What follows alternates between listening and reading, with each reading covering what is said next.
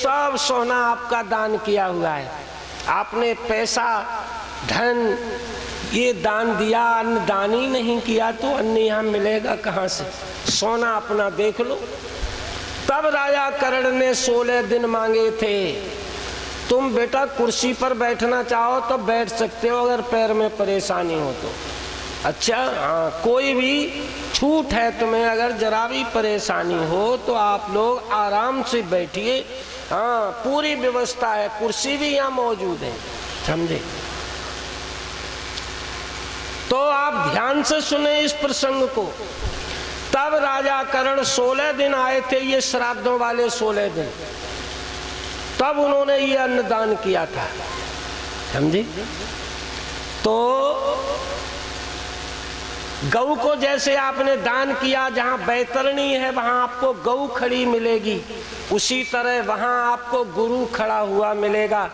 भगवान के दरबार में आपको नाना प्रकार के विषयों से, कष्टों से बचाएगा और यहाँ भी आपको रास्ता बताएगा। इसीलिए गुरुओं की शरण में जाइए। एक दरवाजे पर एक महात्मा भीख मांगने को गए।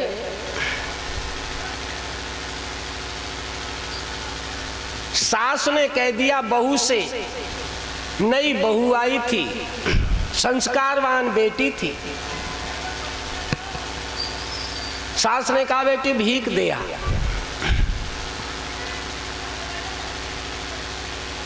बहू जब भीख देने को गई तो बाबा जी बोले, महात्मा जी बोले, बेटी तेरी उम्र कितनी है?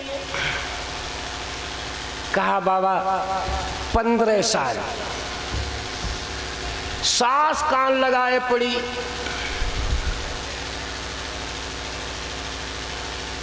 सास ने कहा हे राम कितना झूठ बोलती है,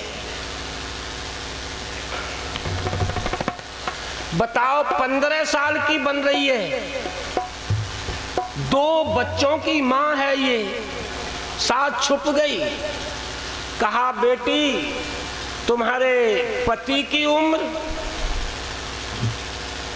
10 वर्ष, अब तो सुलग गई बूढ़ी अम्मा, आग लग गई। कहा बेटी तुम्हारे ससुर की 3 साल। और जब पूछा सास की उम्र कितनी है कि वो तो पैदा ही नहीं हुई है, तब तो पूरा शरीर फूक गया।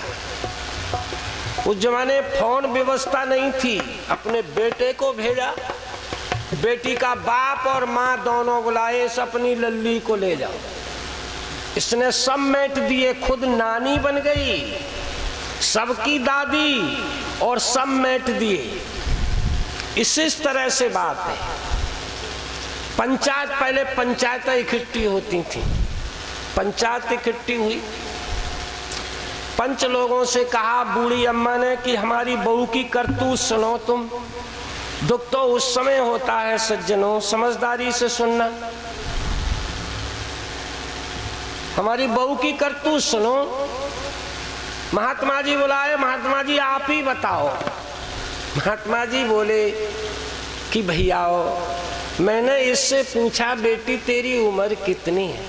इसने कहा 15 साल में समझ गया ये आध्यात्मिक भाषा बोल रही है, अर्थात गुरु की शरण में जाए। इसे 15 ही साल हुए। उसी दिन से हमारी उम्र शुरू होती है जिस दिन हम गुरु की शरण में चले। उससे पहले आहार निद्रा भय मैथुनान समान चेतान नृणा पशुनाम, उससे पहले हम में और पशु में कोई अंतर नहीं है। ये समझ लो।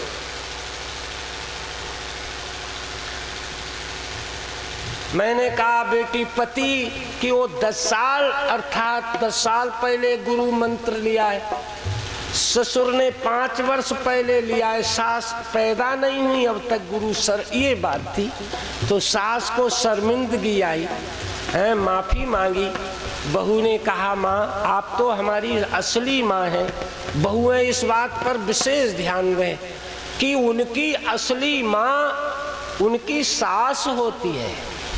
वो माँ जिसने जन्म दिया, वो पिता जिसने पाला, वो वास्तव में तुम्हारे माता पिता हैं, लेकिन शरीर देने वाले माता पिता हैं। और सास तो अमित दान भरता, सास तो वो माता है जिसने तुमको पति परमेश्वर दिया है। इसीलिए अपनी सासों में जो बहुएं देवी का दर्शन करती हैं, समझ रहे हो, उन घरों में हमेशा सुख समृद्धि बनी रहती है।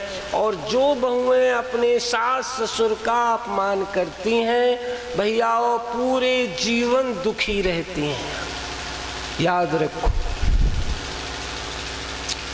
इसीलिए गुरु की शरण में जाओ, गुरु को सोच समझ कर बनाओ।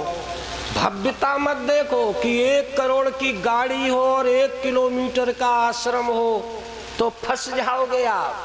हाँ, लोग फंस जाते हैं। गुरु की दिव्यता देखो, उनका आचरण देखो, और अगर आचरण में दम हो उस व्यक्ति को ही गुरु बनाना चाहिए। गुरु के बिना ना यहाँ कल्याण है ना वहाँ कल्याण। इसीलिए राम जी गुरु जी की शरण में गए। सब बोलो, और गुरु देता है